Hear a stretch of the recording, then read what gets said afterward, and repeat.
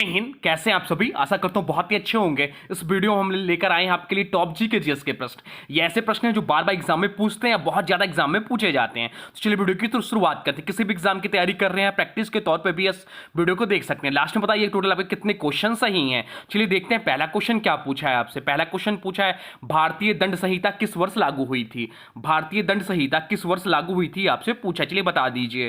तो right answer हो जाएगा ऑप्शन बी 1860 में। भारतीय दंड संहिता जो है 1860 में लागू हुआ था। भारतीय दंड संहिता जिसे बोलते हैं इंडियन पेनल कोड को सन 1860 में तैयार किया गया और 1 जनवरी 1862 से पूरे ब्रिटिश भारत में लागू किया गया। तैयार करने वाला आयोग जो था भारत का प्रथम विधि आयोग था। अध्यक्ष जो थे इस समय इसके लॉर्ड मैकाले थे। या भारतीय कानूनों में आपराधिक कानून की मूलभूत संहिता थी। आज भी भारत के अधिकांश हिस्सों में आईपीसी लागू है। चलते हैं अगले प्रश्न की ओर, देखते हैं अगला प्रश्न क्या पूछा है आपसे। अगला प्रश्न पूछा भारतीय संविधान में संविधान संशोधन किस अनुच्छेद में वर्णित है।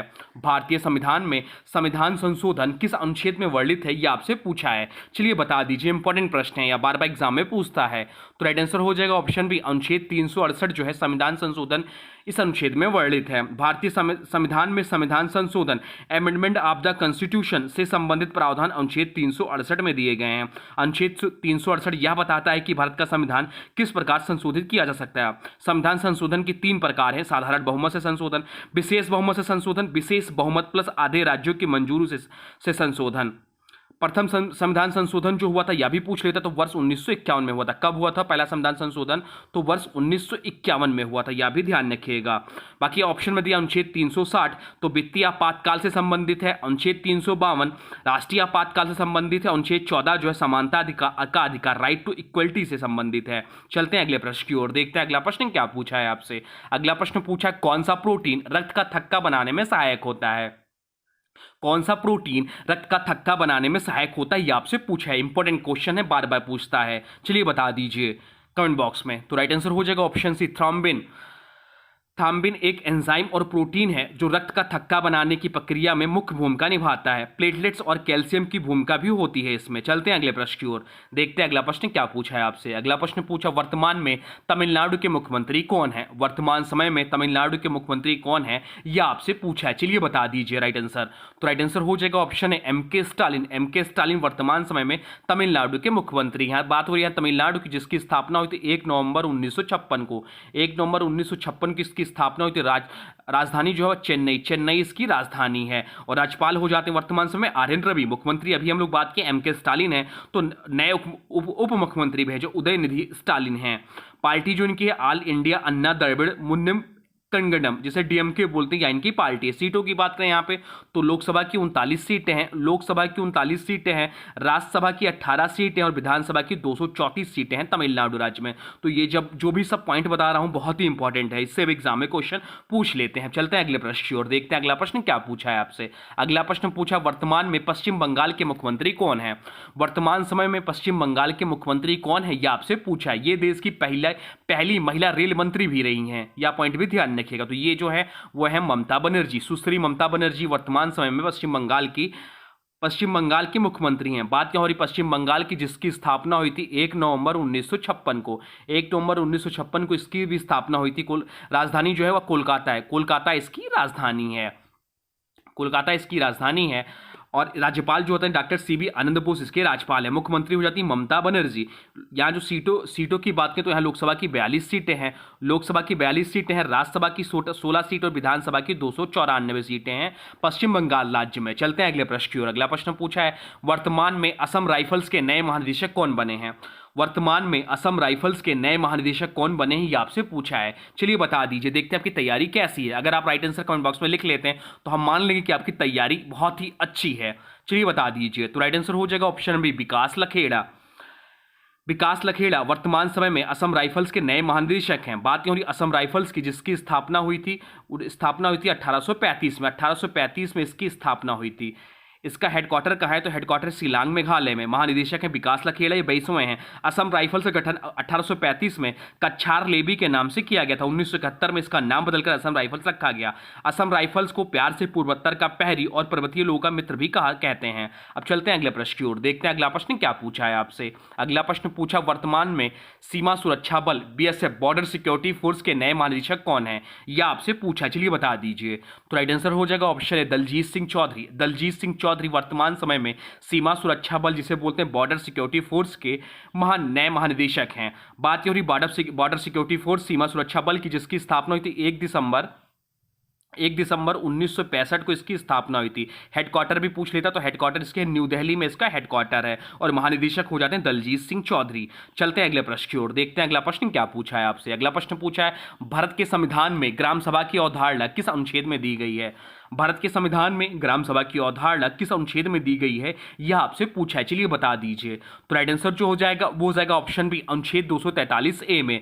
भारत के संविधान में ग्राम सभा की अवधारणा अनुच्छेद 243A में दी गई है, जो 73वें संविधान संशोधन अधिनियम 1992 के तहत जोड़ा गया। अनुच्छेद 243A ग्राम सभा की शक्तियां दिया हुआ है। ग्राम सभा को राज्य विधानसभा मंडल द्वारा निर्धारित सीमा में पंचायतों के कार्यों में भाग लेने का अधिकार होगा। चलते हैं अगले प्रश्न की ओर, देखते हैं अगला प्रश्न क्या पूछा है आपसे। अगला प्रश्न भी इंपॉर्टेंट मार्क कर लीजिए, जो एक्स्ट्रा बताऊंगा वो तो बहुत ही इंपॉर्टेंट हो जाता है।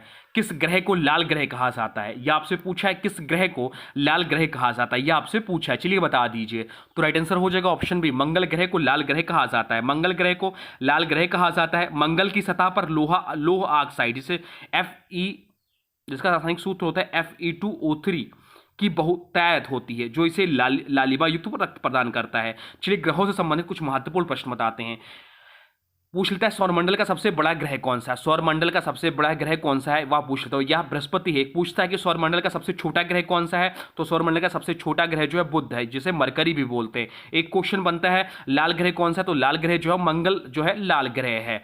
एक पूछ लेता है आपसे नीला ग्रह कौन सा है? तो नीला ग्रह जो है पृथ्वी को नीला ग्रह कहा जाता है। एक क्वेश्चन बनता है धरती की जुड़वा बहन कौन सी है? धरती की जुड़वा बहन ग्रह कौन सा है? तो वह शुक्र ग्रह है। शुक्र ग्रह को इवनिंग स्टार, मॉर्निंग स्टार और सबसे चमकीला ग्रह भी कहते हैं। सबसे तेज गति से घूमने वाला ग्रह कौन सा? तो बृहस्पति है। सबसे धीमी गति से घूमने वाला ग्रह कौन सा? शुक्र है। सबसे ठंडा ग्रह कौन सा है? तो यूरेनस है। ये सब पॉइंट भी ध्यान रखिएगा। अब चलते हैं अगले प्रश्न की ओर, देखते हैं अगला प्रश्न क्या पूछा है आपसे। अगला प्रश्न पूछा है, जैव विविधता का संरक्षण किस अंतर्राष्ट्रीय सम्मेलन में मुख्य रूप से स्वीकार किया गया था? जैव विविधता का संरक्षण किस अंतर्राष्ट्रीय सम्मेलन में मुख्य रूप से स्वीकार किया गया था, यह आपसे पूछा है, चलिए बता दीजिए। तो राइट आंसर जो हो जाएगा वो हो जाएगा option A, Rio de Janeiro सम्मेलन 1992 में। जैव विविधता के संरक्षण को मुख्य रूप से अंतर्राष्ट्रीय स्तर पर स्वीकार किया गया था रियो डी जेनेरियो सम्मेलन 1992 में, जिसे पृथ्वी सम्मेलन या संयुक्त राष्ट्र पर्यावरण विकास सम्मेलन भी कहा जाता है। इस सम्मेलन में जैव विविधता सम्मेलन को अपनाया गया। इसका उद्देश्य था जैव विविधता का संरक्षण, उसके सतत उपयोग को बढ़ावा देना, जैव संसाधनों से लाभों का समान वितरण करना। ऑप्शन में दिया क्योटो प्रोटोकॉल। तो क्योटो प्रोटोकॉल 1997, ग्रीन हाउस गैसों के उत्सर्जन में कटौती के लिए। पेरिस समझौता 2015 जो है जलवायु परिवर्तन रोकने हेतु वैश्विक प्रयास था। मॉन्ट्रियल प्रोटोकॉल 1987, ओजोन परत को नुकसान पहुंचाने वाली गैसों पर नियंत्रण था, जो ऑप्शन में सब दिया हुआ है। अब चलते हैं अगले प्रश्न की ओर, देखते हैं अगला प्रश्न क्या पूछा है आपसे। अगले प्रश्न को भी इंपॉर्टेंट मार्क कर लीजिए, बहुत ज्यादा इससे क्वेश्चन पूछता है। किस वर्ष भारत ने पहला परमाणु परीक्षण किया था? किस वर्ष भारत ने पहला परमाणु परीक्षण किया था, यह आपसे पूछा, चलिए बता दीजिए। तो राइट आंसर हो जाएगा ऑप्शन है 1974 में। 1974 में भारत ने अपना पहला परमाणु परीक्षण किया था। चलिए डिटेल्स में जान लेते हैं। भारत ने पहला परमाणु परीक्षण वर्ष 1974 में किया था, जिसे ऑपरेशन स्माइलिंग बुद्धा के नाम से जाना जाता है। तारीख थी 18 मई 1974 को। स्थान था पोखरण परीक्षण स्थल, राजस्थान। प्रधानमंत्री इस समय थी इंदिरा गांधी। या एक शांतिपूर्ण परमाणु परीक्षण के रूप में प्रस्तुत किया गया। दूसरा परमाणु परीक्षण भी जान लीजिए, तो वर्ष 1998 में ऑपरेशन का नाम ऑपरेशन शक्ति रखा गया। प्रधानमंत्री इस समय थे अटल बिहारी वाजपेयी। तारीखें थी 11 और 13 मई 1998। अब चलते हैं अगले प्रश्न की ओर, देखते हैं अगला प्रश्न क्या पूछा है आपसे। अगला प्रश्न पूछा, भारत का प्रथम गवर्नर जनरल कौन था? भारत का प्रथम गवर्नर जनरल कौन था, यह आपसे पूछा है, चलिए बता दीजिए। तो राइट आंसर जो हो जाएगा वो जाएगा option C, Lord William Bentinck. Lord William Bentinck भारत के प्रथम गवर्नर जनरल थे। लॉर्ड विलियम बेंटिक को भारत का प्रथम गवर्नर जनरल माना जाता है। उन्होंने 1833 ईस्वी में लागू हुए चार्टर एक्ट 1833 के बाद इस पद को ग्रहण किया। चलते हैं अगले प्रश्न की ओर, देखते हैं अगला प्रश्न क्या पूछा है आपसे। अगला प्रश्न पूछा है, संविधान के किस अनुच्छेद में समानता का अधिकार है? संविधान के किस अनुच्छेद में समानता का अधिकार है, यह आपसे पूछा है। तो राइट आंसर जो हो जाएगा वो जाएगा ऑप्शन है अनुच्छेद 14। अनुच्छेद 14 भारतीय संविधान का एक मूलभूत अधिकार है जो समानता का अधिकार, राइट टू इक्वलिटी प्रदान करता है। अनुच्छेद 14 कहता है राज्य भारत के क्षेत्र में किसी भी व्यक्ति को कानून के समक्ष समानता तथा कानून के समान संरक्षण से वंचित नहीं करेगा। अनुच्छेद 14 के अंतर्गत दो प्रमुख सिद्धांत हैं, इक्वलिटी बिफोर लॉ कानून के समक्ष समानता, equality protection of the laws कानूनों का समान संरक्षण। समानता का अधिकार जो अनुच्छेद 14 से 18 तक है। अनुच्छेद 14 कहता है कानून के समक्ष समानता। अनुच्छेद 15 कहता है धर्म, जाति, लिंग आदि के आधार पर भेदभाव पर प्रतिबंध। अनुच्छेद 16 कहता है सरकारी नौकरियों में समान अवसर। अनुच्छेद 17 जो है अस्पृश्यता का उन्मूलन है और अनुच्छेद 18 जो उपाधियों की समाप्ति से संबंधित है। अब चलते हैं अगले प्रश्न की ओर, देखते हैं अगला प्रश्न क्या पूछा है आपसे। अगला प्रश्न पूछा भारत में कितनी अनुसूचित भाषाएं संविधान में शामिल हैं। वर्तमान समय में भारत में कितनी अनुसूचित भाषाएं संविधान में शामिल हैं, यह आपसे पूछा है। तो राइट आंसर हो जाएगा ऑप्शन सी, 22 भाषाएं शामिल हैं। भारतीय संविधान की 8वीं अनुसूची में वर्तमान में 22 अनुसूचित भाषाएं शामिल हैं। अनुच्छेद संविधान की 8वीं अनुसूची में भाषाओं की संख्या 22 भाषाएं हैं। शुरुआत में 14 भाषाएं थी, बाद में संशोधन के द्वारा इनकी संख्या बढ़कर 22 हुई। कब कब हुए ये संशोधन जिसके द्वारा जुड़ी गई, तो 21वां संविधान संशोधन 1967 में सिंधी भाषा जोड़ा गया। 71वां संविधान संशोधन 1992 में कोंकणी, मणिपुरी और नेपाली जोड़ी गई। 92वां संविधान संशोधन 2003 में मैथिली, डोगरी, संथाली और बोडो जोड़ा गया। तो वर्तमान में संविधान में शामिल जो भाषाएं हैं वह 22 भाषाएं हैं। चलते हैं अगले प्रश्न की ओर, देखते हैं अगला प्रश्न क्या पूछा है आपसे। अगला प्रश्न पूछा है बुद्ध चरित्र नामक ग्रंथ किसने लिखा है। बुद्ध चरित्र नामक ग्रंथ किसने लिखा है, ये आपसे पूछा है, चलिए बता दीजिए। तो राइट आंसर जो हो जाएगा वो जाएगा ऑप्शन बी, अश्वघोष। अश्वघोष ने बुद्ध चरित्र नामक ग्रंथ लिखा है। बुद्ध चरित्र एक प्रसिद्ध संस्कृत महाकाव्य है जिसे महाकवि अश्वघोष ने लिखा था। यह ग्रंथ गौतम बुद्ध के जीवन और उपदेशों पर आधारित है। बाकी ऑप्शन में दिया कालिदास, तो कालिदास ने अभिज्ञान शकुंतलम, मेघदूतम और रघुवंश नामक रचनाएं की हैं। तुकाराम मराठी संत कवि थे और अभंग रचनाएं लिखी है। बाणभट्ट हर्षचरित और कादंबरी इनकी रचनाएं हैं जिसके लिए प्रसिद्ध है। चलते हैं अगले प्रश्न की ओर, देखते हैं अगला प्रश्न क्या पूछा है आपसे। अगला प्रश्न पूछा भारत में सबसे पहले किस स्थान पर रेल सेवा शुरू हुई थी। भारत में सबसे पहले किस स्थान पर रेल सेवा शुरू हुई थी, आपसे पूछा है। तो राइट आंसर जो हो जाएगा वो जाएगा ऑप्शन है मुंबई से ठाणे के बीच में।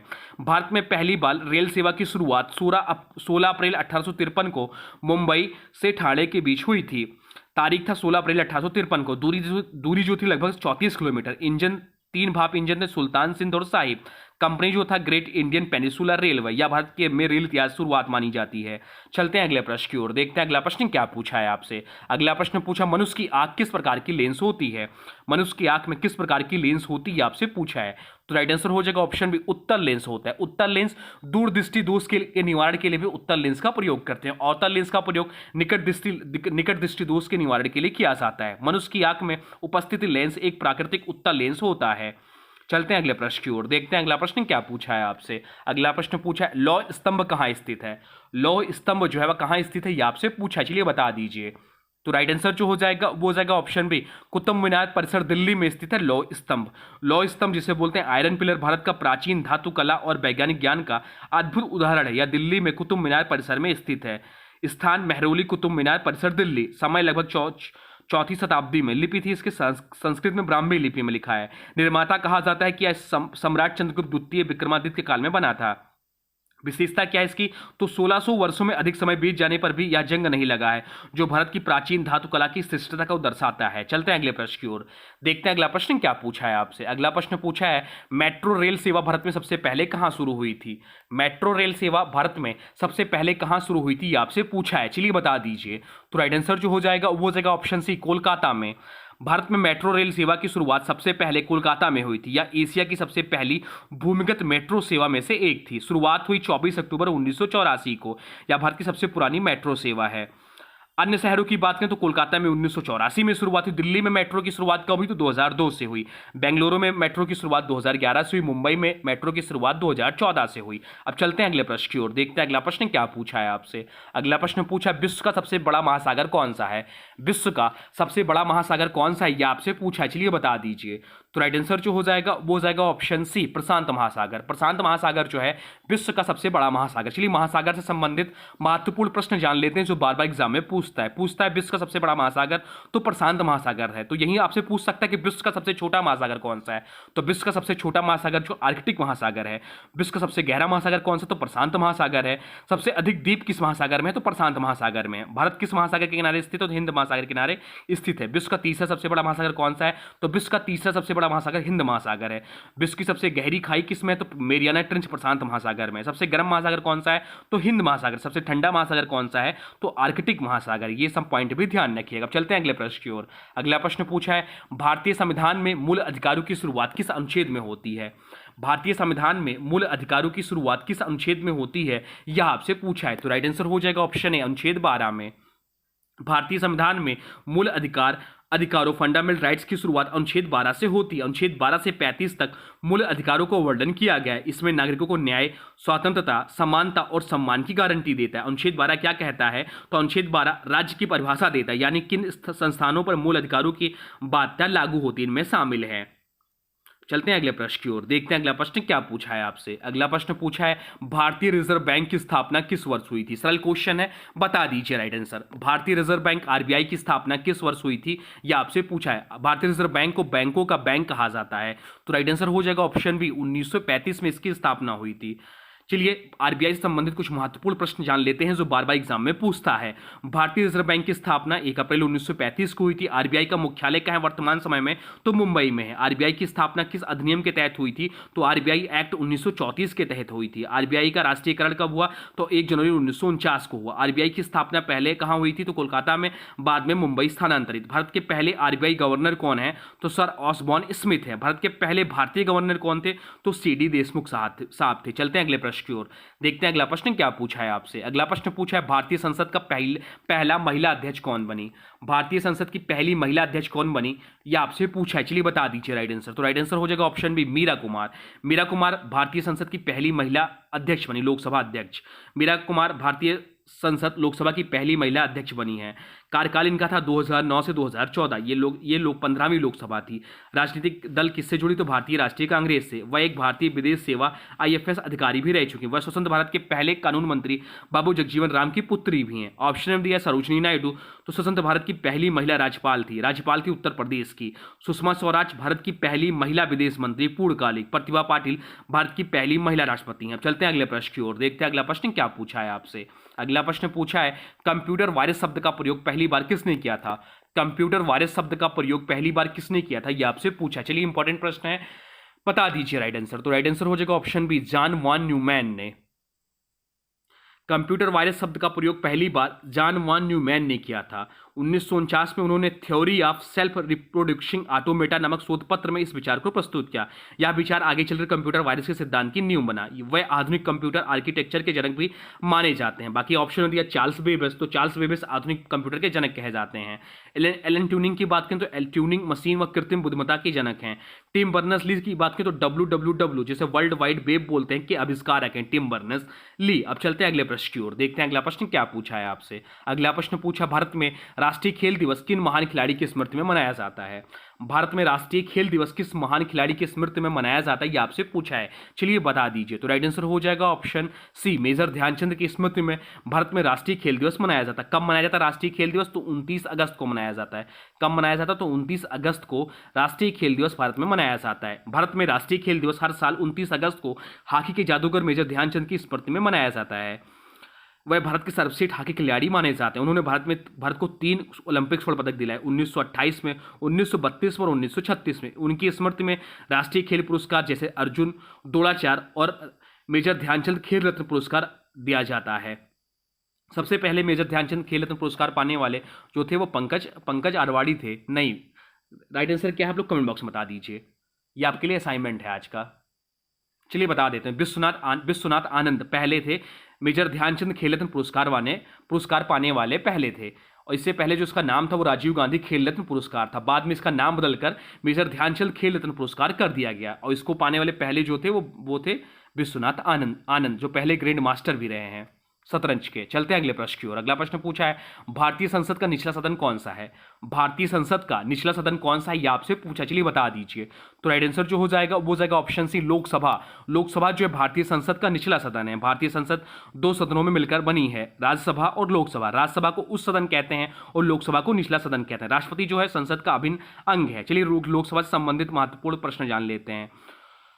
तो प्रथम लोकसभा जो हुआ था वो 1952 में। लोकसभा की कार्यवाही का संचालन कौन करता है, वह लोकसभा अध्यक्ष करते हैं। वर्तमान समय में जो लोकसभा अध्यक्ष हैं वो ओम बिरला है। संविधान के अनुच्छेद 81 में वर्णित है। धन विधेयक केवल यहीं से लोकसभा से ही पारित होता है। चलते हैं अगले प्रश्न की ओर, देखते हैं अगला प्रश्न क्या पूछा है आपसे। अगला प्रश्न पूछा भारत में उच्चतम न्यायालय के मुख्य न्यायाधीश की नियुक्ति कौन करता है। भारत में उच्चतम न्यायालय के मुख्य न्यायाधीश की नियुक्ति कौन करता है ये आपसे पूछा है। तो राइट आंसर जो हो जाएगा वो हो जाएगा ऑप्शन ए। ऑप्शन इस प्रश्न का राइट आंसर हो जाएगा। भारत में उच्चतम न्यायालय के मुख्य न्यायाधीश की नियुक्ति भारत के राष्ट्रपति द्वारा की जाती है।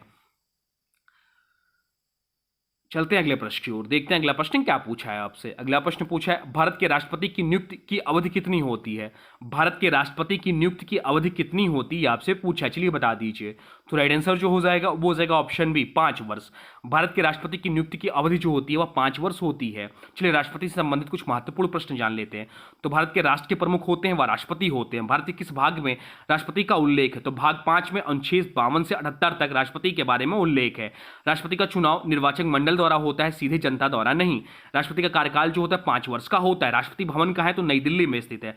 भारत के पहले राष्ट्रपति कौन थे, डॉक्टर राजेंद्र प्रसाद थे। अब तक सबसे अधिक समय तक राष्ट्रपति रहने वाले व्यक्ति डॉक्टर राजेंद्र प्रसाद हैं, 2 कार्यकाल रहे। भारत की पहली महिला राष्ट्रपति कौन है, तो प्रतिभा देवी सिंह पाटिल हैं। और वर्तमान समय में राष्ट्रपति कौन है, तो द्रौपदी मुर्मू हैं 2025 में। और ये देश की दूसरी महिला राष्ट्रपति हैं। द्रौपदी मुर्मू आदिवासी समुदाय से आने वाली पहली राष्ट्रपति हैं। राष्ट्रपति के खिलाफ महाभियोग की प्रक्रिया अनुच्छेद 61 में वर्णित है। राष्ट्रपति बनने की न्यूनतम आयु 35 वर्ष होनी चाहिए। राष्ट्रपति न्यायिक क्षमा प्रदान कर सकता है अनुच्छेद 72 के तहत। अब चलते हैं अगले प्रश्न की ओर, देखते हैं अगला प्रश्न क्या पूछा है आपसे। अगला प्रश्न पूछा है डॉक्टर भीमराव अंबेडकर ने भारतीय संविधान का मसौदा तैयार करने के लिए किस समिति का नेतृत्व किया था। डॉक्टर भीमराव अंबेडकर ने भारतीय संविधान का मसौदा तैयार करने के लिए किस समिति का नेतृत्व किया था ये आपसे पूछा है, चलिए बता दीजिए। तो राइट आंसर जो हो जाएगा वो जाएगा ऑप्शन है, संविधान निर्माण समिति का नेतृत्व किया था। डॉक्टर भीमराव अंबेडकर ने भारतीय संविधान के मसौदे को तैयार करने वाली संविधान निर्माण समिति ड्राफ्टिंग कमेटी के अध्यक्ष के रूप में कार्य किया। संविधान निर्माण समिति का गठन 29 अगस्त 1947 को हुआ। अध्यक्ष थे डॉक्टर भीमराव अंबेडकर। इस समिति ने भारत के संविधान का मसौदा तैयार किया और जिसे 26 नवंबर 1949 को संविधान सभा द्वारा अपनाया गया। डॉक्टर अंबेडकर को इस कार्य के कारण भारतीय संविधान का शिल्पकार भी कहा जाता है, आर्किटेक्चर ऑफ इंडियन कॉन्स्टिट्यूशन। तो ये रहे टॉप 30 जीके जीएस के प्रश्न जो बहुत ही महत्वपूर्ण हो जाते हैं और हर क्वेश्चन से जुड़े मैं बहुत ही इंपॉर्टेंट क्वेश्चन भी बताया हूँ जो आपके एग्जाम में सीधे सीधे पूछ लेता है। तो हाँ, अगर आपको मेहनत पसंद आ रही है, वीडियो पसंद आ रही है, तो प्लीज़ वीडियो को किसी स्टडी ग्रुप में शेयर भी कर दीजिए। अब आज की वीडियो से प्रश्न है, इसका राइट आंसर आप लोगों को कमेंट बॉक्स में बताना है। आज की वीडियो से प्रश्न है मेट्रो रेल सेवा भारत में सबसे पहले कहाँ शुरू हुई थी। मेट्रो रेल सेवा भारत में सबसे पहले कहाँ शुरू हुई थी, ये आपका आज का असाइनमेंट है। इसका जो भी राइट आंसर होगा कमेंट बॉक्स में जरूर बताइएगा। साथ में वीडियो कैसा लगा इसके बारे में भी जरूर बताइएगा। और हाँ देखिए, अभी तक आपने वीडियो को लाइक नहीं किया है तो प्लीज़ वीडियो को लाइक कर दीजिए और चैनल पर नए चैनल को सब्सक्राइब भी कर लीजिए। तो चलिए मिलते हैं नया वीडियो में, तब तक के लिए thanks for watching railway exam target. For more update please subscribe railway exam target channel को।